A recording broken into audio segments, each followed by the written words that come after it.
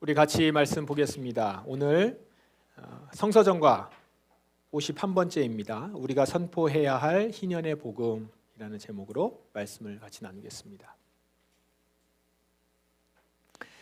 예수님이 성전에서 사람들과 제자들을 가르치실 때 율법학자들이 있는 경우가 많았습니다. 우리가 지난주에도 보았지만 율법학자들이 와서 순수하게 궁금한 것을 묻는 경우도 있었어요. 그러나 대부분은 예수님을 책잡기 위해 질문을 합니다. 예수님은 그런 율법학자들과 논쟁에서 항상 권위 있는 말씀으로 대하시고 그리고 때로는 꾸짖기도 하시고 그러셨습니다. 예수님이 율법학자들과의 논쟁에서 그렇게 할 수 있었던 것은 예수님이 말씀의 본질을 알고 계시기 때문이기도 하지만 한편으로는 율법학자들의 실체를 잘 간파하고 계시기 때문이기도 합니다. 오늘 본문에서 보면 예수님은 율법학자들을 주의하라라고 하십니다. 그러면서 이렇게 말씀하시죠. 율법학자들을 주의하여라. 이들은 긴 옷을 입고 걸어다니기를 좋아하고 장터에서 인사받기를 좋아한다. 이들은 회당에서 높은 자리를 좋아하고 잔치에서도 윗자리를 좋아한다. 자, 이들은 왜 긴 옷 입고 걸어다니며 인사받기 좋아하고 회당이나 잔치에서 높은 자리를 앉고 싶어 했습니까? 높아지고자 하는 마음, 대접받고 싶은 마음이 가득해서 그런 거죠. 다시 말해서 교만했기 때문에 그렇습니다. 그런데 예수님은 이들에 대해서 더 큰 문제를 지적합니다. 이들은 과부의 집을 삼키며 사람들에게 보이기 위해서 길게 기도한다. 이런 사람들은 더 큰 심판을 받을 것이다. 과부들의 집을 삼킨다라는 말이 있어요. 이스라엘 사회에서 가장 가난하고 힘없는 부류가 둘이 있는데 하나는 고아고 또 한 부류는 과부입니다. 의지할 곳 없고 보호받지 못해서 항상 위험과 위기가 도사리는 그런 부류들입니다. 그런데 지금 그 과부들의 집을 삼킨다? 여기서 그 집은요, 개정 번역을 보면 우리 개역 개정 있죠? 거기에 보면 가산이라고 되어 있습니다. 재산으로서의 집을 말해요. 그러니까 부동산이죠, 부동산. 그러니까 지금 과부의 집 재산을 다 빼앗아 간다라는 거죠. 율법학자라고 하면 말씀을 가르치고 말씀대로 살며 모범을 보여야 하는 사람들 아닙니까? 가난한 과부들을 돕고 돌봐야 하는 사람들입니다. 그런데 오히려 그들의 집을 삼켰다. 예수님은 이런 율법학자들에 대해서 더 큰 심판을 받을 것이다 강하게 경고하십니다. 그리고 예수님은 이제 이 말씀을 하시고는 지금 성전이잖아요. 헌금함 맞은편에 사람들이 들어오는 모습을 이제 지켜보셨다는 거예요. 헌금함이 있는데 그 건너편에서 헌금을 하면서 이제 들어오니까 그걸 지켜보셨다는 거죠. 당시 성전에는 13개의 헌금함이 있었대요. 헌금함 입구가 나팔 모양으로 이렇게 생겼다고 합니다. 당시 돈은 지폐가 아니라 다 동전이었기 때문에 이제 동전이 떨어질 때 나팔 모양이니까 소리가 크게 올라오겠죠. 부자들이 헌금을 하면 어떻습니까? 동전 소리가 많이 날 겁니다. 그 소리가 컸을 거예요. 아름답게 들렸을까요? 자, 소리만 들어도 이게 어느 정도인지 아마 짐작이 좀 가겠죠. 그들이 그렇게 헌금을 하면서 성전으로 들어가는 모습이 어땠을까요? 게다가 지금 예수님이 지켜보고 계세요. 또 그 모습은 또 어땠을까요? 잠시 후에 한 가난한 과부가 성전에 들어옵니다. 그의 모습을 한번 생각해 보세요. 초라하고 왜소한 모습이 상상되죠? 그녀도 헌금을 합니다. 렙돈 동전 2개. 렙돈은 고대 유대 화폐 중에서 가장 작은 단위의 동전이었고 사이즈도 굉장히 작았습니다. 1렙돈이 128분의 1 데나리온. 데나리온은 노동자 하루 임금. 그러니까 일당을 만약에 10만 원이라고 하면 1렙돈은 약 780원 정도입니다. 2렙돈이면 1,500원 정도. 삼각김밥 하나 이렇게 사 먹을 수 있는 정도죠. 근데 그 돈이 과부가 갖는 전부였습니다. 그걸 지금 헌금합니다. 소리가 어떻게 났죠? 땡그랑. 소리가 안 났을 수도 있어요. 너무 작아서.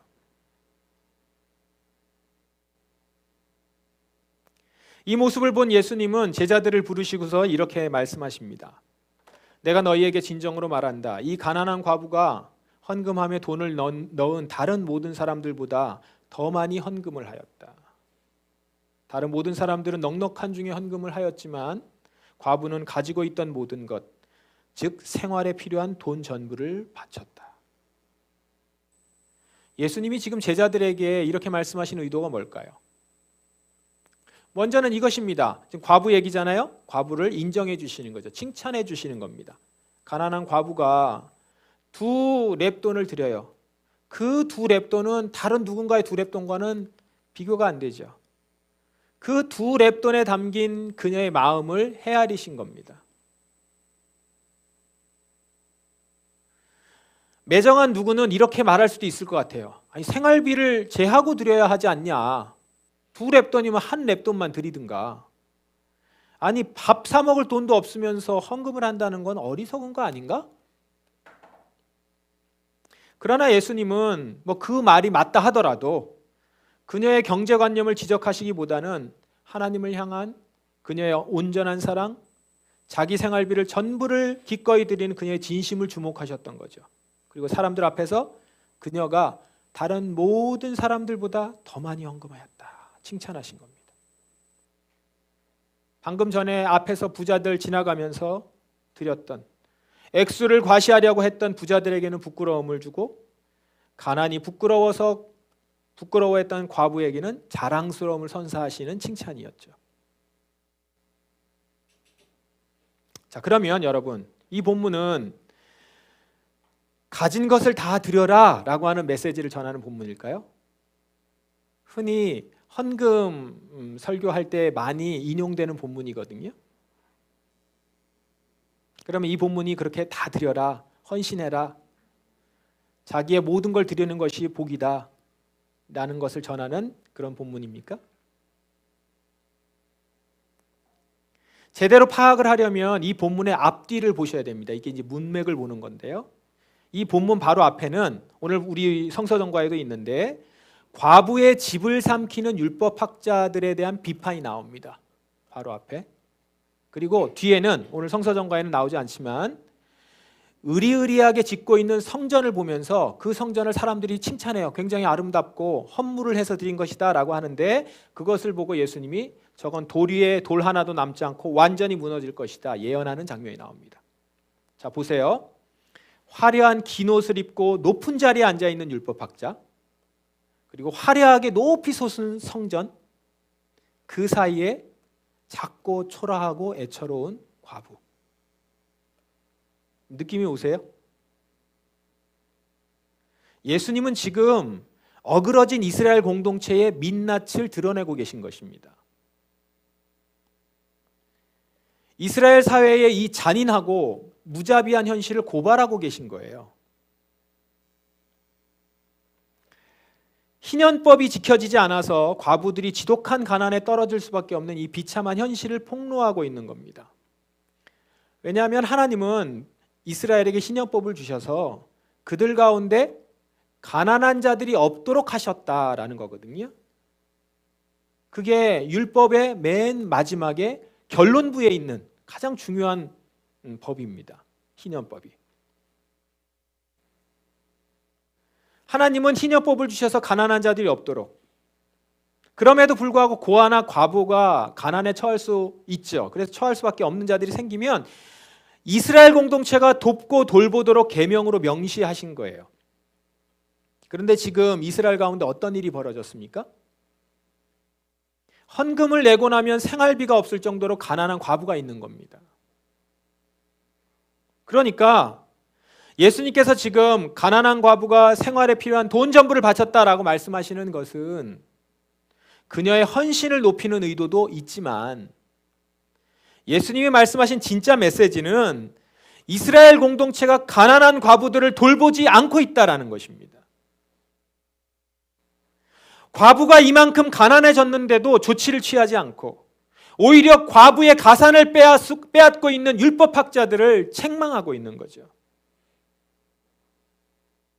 과부의 가난이 얼마나 심각하면 생활비가 겨우 2렙돈이며 또 그것을 하나님께 드리면 더 이상 먹을 수가 없는 지경까지 이르게 했느냐 이겁니다. 이런 공동체가 하나님이 기뻐하시는 공동체냐? 그렇게 드려진 헌금으로 지어진 성전이 아름다운 성전이냐? 그걸 지금 말씀하시는 거죠. 하나님은 이스라엘 백성들이 이 땅에서 살아가는 데 있어서 필요한 모든 것을 준비해 주셨어요.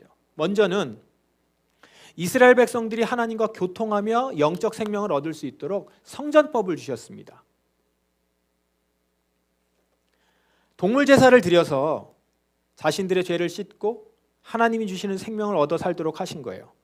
그리고 동시에 또 하나의 법을 주셨죠.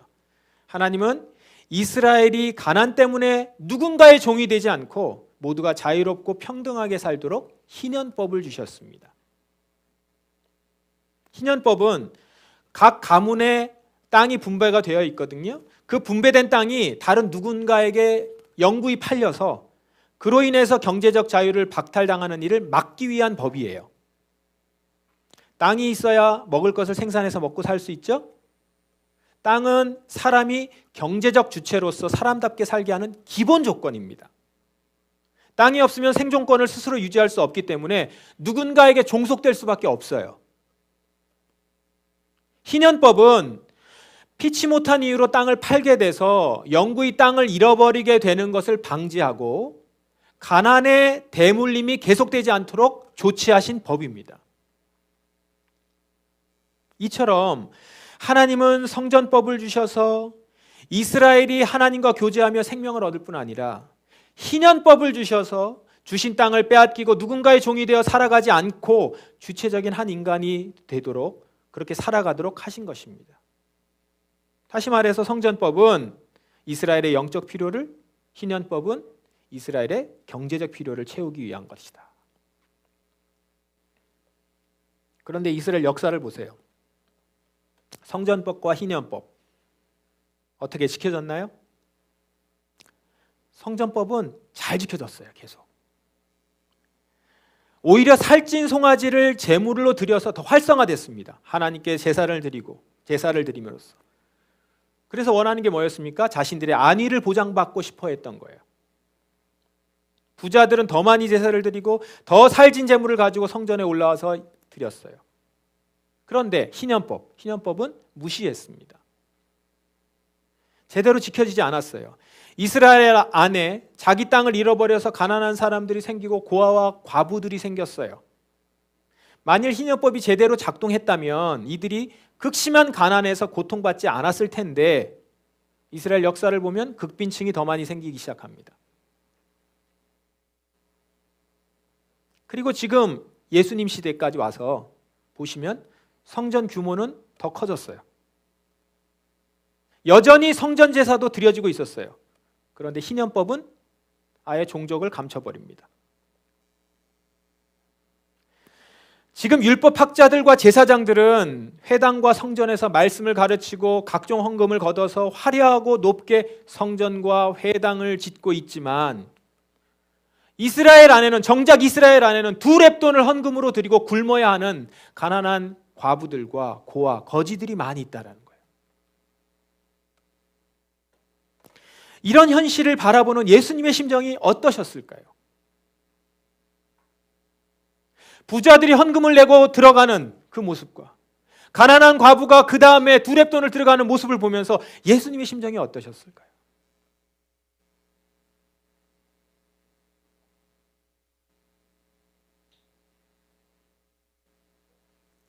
예수님은 이렇게 부자와 권력자들에게 집을 빼앗기고 가난과 굶주림에 억눌린 자들을 위해 이 땅에 오신 것입니다. 예수님은 당신의 사역을 본격적으로 시작하기 전에 이 말씀을 선포하십니다. 주님의 성령이 내게 내리셨다. 이것은 하나님께서 내게 기름을 부으셔서 가난한 자에게 복음을 전파하게 하려는 것이다. 포로들에게 자유를 선포하고 못 보는 자들에게 다시 볼 수 있음을 선포하고 억눌린 사람들에게 해방을 선포하려고 나를 보내셨다.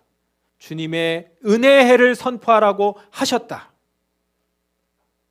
이 말씀이 이사야 말씀이거든요. 예수님은 이사야서에 나오는 이 구절을 읽고 이 말씀이 지금 여기서 이루어졌다라고 선포하십니다. 바로 예수님 당신이 이 사람이라는 거죠. 이 일을 하러 오셨다는 겁니다.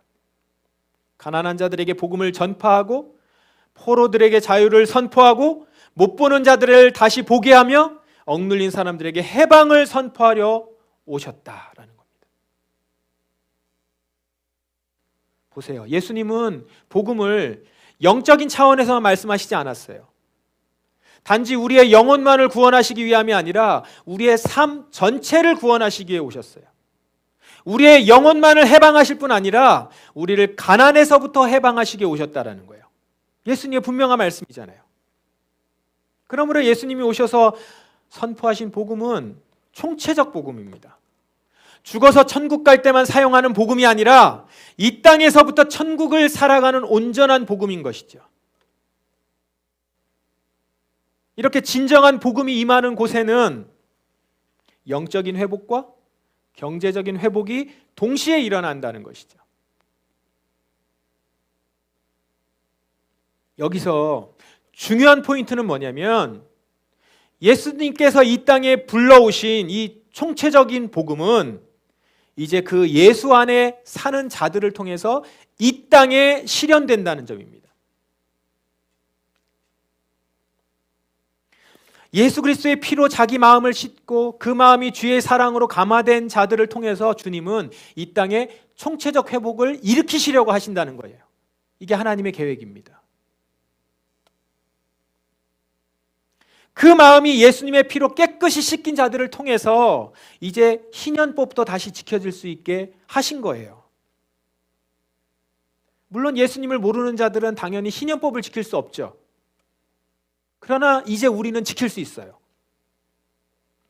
억지로가 아니라 기쁨으로, 기꺼이 자발적으로 지킬 수 있는 자들이 된 것입니다. 예수님이 이것을 위해 오셨고 예수님의 마음이 지금 우리의 마음으로 주님께서 깨끗이 씻어서 우리의 마음, 예수님의 마음을 주셨기 때문에. 그럼에도 우리가 이렇게 생각할 때가 있어요. 희년법을 보면 이게 가능할까? 이런 생각들을 많이 합니다. 그런데 여러분, 희년법 체제는 이미 여러 나라에서 여러 형태로 지켜졌습니다. 우리가 잘 아는 중국 같은 경우는 토지 사유제 자체를 막고 있죠. 그리고 토지를 국가 소유로 하고 개인은 사용권만 가지고 있습니다. 태국도 처음에는 모두가 다 왕실 소유였다가 요즘은 조금 바뀌었다고 해요. 개인 소유가 조금 생기고 있지만 여전히 대부분의 토지는 왕실 소유입니다. 물론 자본주의 경제체제에서는 이게 가능하지 않아요. 토지는 기본적으로 개인에게 속해 있습니다. 토지 사유제죠. 대신에 토지에서 발생하는 이익을 조세 형태로, 세금 형태로 공공이 환수하는 모델 등이 여러 나라에서 시행되고 있습니다. 이런 나라들은 하나같이 토지가 개인의 영구한 사유물이 아니라 공공재라는 거예요. 공공재. 공공재라는 인식에서 비롯된 것이죠. 이것을 성경적으로 표현하면 땅은 하나님의 것이다. 하나님이 우리 모두에게 쓰라고, 사용하라고 주신 사용권 주신 것이다. 이거죠. 공공재라는 게 그 말 아닙니까? 다 같이 쓰라고. 우리나라 역시 1948년 헌법이 처음 제정될 때 토지는 공공재의 성격이 있다라는 걸 명시했습니다. 헌법에 있어요. 이미 처음부터 대한민국이 시작되면서부터 있었습니다. 이것이 헌법 122조인데요. 이 조항을 잘 보시면 토지에서 발생한 이익은 100% 개인이 마음대로 할 수 있는 것이 아니라는 거예요. 사유제를 인정하지만 공적 필요에 따라서 국가가 제한하고 의무를 지을 수 있다는 말입니다. 세금을 거둘 수도 있고 그걸 그렇게 쓸 수 있다는 거예요. 이 개념이 바로 토지 공개념입니다. 이게. 우리나라는 이 토지 공개념을 근거로 해서 역대 정부에서 여러 가지 법률을 만들어 왔어요. 89년 노태우 정부 때, 이때는 부동산 투기가 갑자기 너무 심해지니까 토지 공개념 3법이 발의가 됩니다. 여러 이유로 이 3법이 폐지가 되긴 해요. 너무 충격적이었던 것 같아요. 막 이렇게 갑자기 시행하니까. 그러나 그 후로도 3법이 폐지는 됐지만 꾸준히 여러 법과 제도에서 이 토지 공개념이 적용이 되어서 지금까지도 우리나라에 곳곳에 시행됩니다. 대표적인 법들이 노무현 정부에서 시작한 종부세, 개발이익 환수제, 재건축 초과이익 환수제, 분양가 상한제, 분양권 전매 금지제, 이런 것들이 다 토지 공개념의 그 개념을 담고 있는 법들인 거예요. 자, 제가 지금 이렇게 헌법을 기준으로 해서 법률을 상세히 말씀드리는 이유는 성경의 희년법이 그저 세상사에는 맞지 않는, 성경에만 나와 있는 이상적인 법, 이것이 아니라 오늘 우리가 충분히 지킬 수 있고 적용할 수 있는 법이라는 거예요. 지금 그러고 있고요.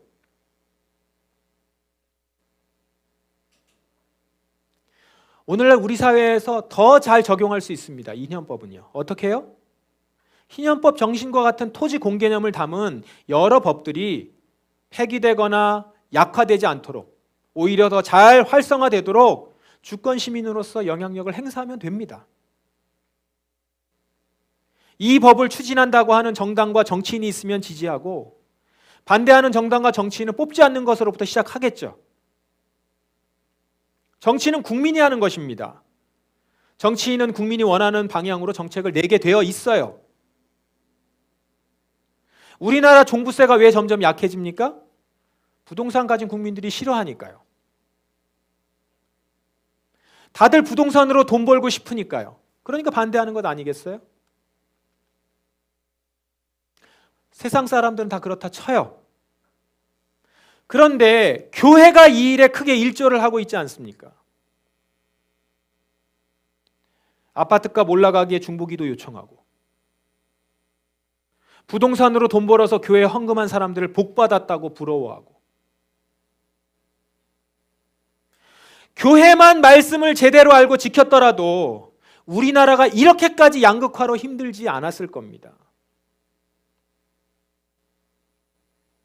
집값이 이렇게 높아서 결혼을 미루고 애를 안 낳는 일도 없을 것이고, 미래가 암담하다잖아요. 우리 한국의 미래가. 인구 소멸, 첫 번째, 가장 위에 있는 그런 나라로 지금 지목되고 있지 않습니까? 무한 경쟁 속에서 낙오된 자들이 자살을 택하는 일이 있어요. 이런 일도 없을 겁니다. 월세를 내느라 먹을 것을 못 먹고 병원 못 가고, 그 괴로움을 견디지 못해서 일가족이 목숨을 끊어요. 목숨을 끊으면서도 월세를 내고 죽어요. 이거 생각해 보시면 얼마나 어이없고 황당한 겁니까? 이런 어이없는 일이 우리 사회에 생기는 일도 교회만 말씀을 제대로 지켰더라도 없을 거라는 거죠.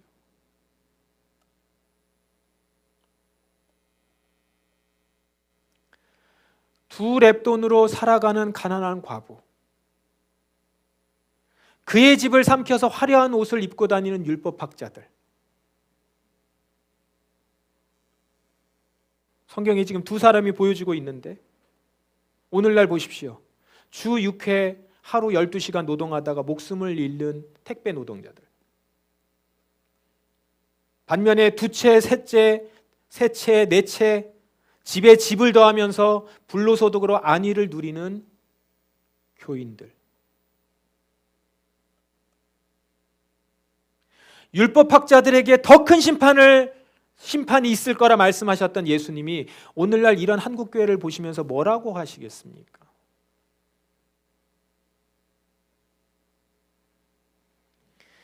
이제 우리부터 변화해야 됩니다. 우리까지 기존 교회와 똑같으면 이 나라 아무 소용 없습니다. 소망이 없어요. 교회는 다니지만 그 마음에 아버지의 마음이 없어서 자신이 지금 가난한 과부의 집을 삼키는지도 모르고 사는 그런 자리를 떠납시다. 우리는 그리스도의 보배로운 피로 우리의 마음을 씻은 그런 사람들 아닙니까? 우리는 이제 능히 희년을 지킬 수 있습니다. 세상은 할 수 없지만 아버지의 마음을 가진 우리는 할 수 있어요. 땅은 자기 것이라 생각하며 남이야 월세를 내든 못 내든, 못 내서 죽든 말든 상관없다 하는 자들과 우리는 다르다는 거예요. 우리는 은혜의 해를 선포하신 예수님의 마음을 가진 자로서 그 마음을 내 삶으로 나타낼 수 있는 자들입니다. 그렇게 예수님이 우리를 보시며 선언하셨어요. 그렇게 우리의 마음을 깨끗게 하셨습니다.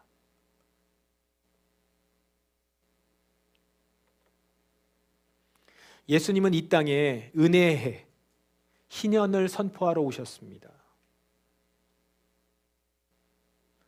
이제 이 선포하신 이 은혜의 해가, 이 희년이 여러분의 마음에 온전히 임하기를 바랍니다.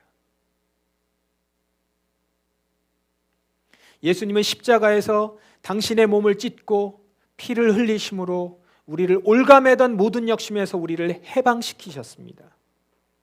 이제 그 예수님은 주를 믿는 여러분을 통해서 그 은혜의 해가 이 땅에 실현되기를 바라고 계십니다. 이제 여러분, 가난한 자들을 향해서 마음 아파하실 뿐 아니라 가난한 이들을 그대로 방치해 두고 있는 이들에 대해서 분노하시는 예수님처럼 행하기를 바랍니다. 교회가 그 일을 하지 않으면 은혜의 해는 선포됐지만 그것이 이 땅에 실현되지 못합니다. 하나님은 지금 이 희년의 복음을 전할 사람들, 전할 교회를 찾고 계시는 줄 믿습니다. 바로 우리가 가난한 자들과 함께하며 그들을 온전히 회복시키기 위해서 행동함으로 은혜의 해를 선포하는 삶이 되기를 바랍니다. 우리 교회가 이 희년의 복음을 외치는 교회가 되기를 간절히 바랍니다. 기도하겠습니다. 이 시간 기도합시다. 은혜의 해를 선포하신 예수님, 오늘 그 은혜가 우리에게 우리 마음에 임하였나이다. 이제 그 은혜의 해를 전파하는 삶이 되게 하소서. 우리 교회가, 이 교회가 이 은혜의 해를 일으키는 교회가 되게 하옵소서. 다 같이 통성으로 기도하시겠습니다.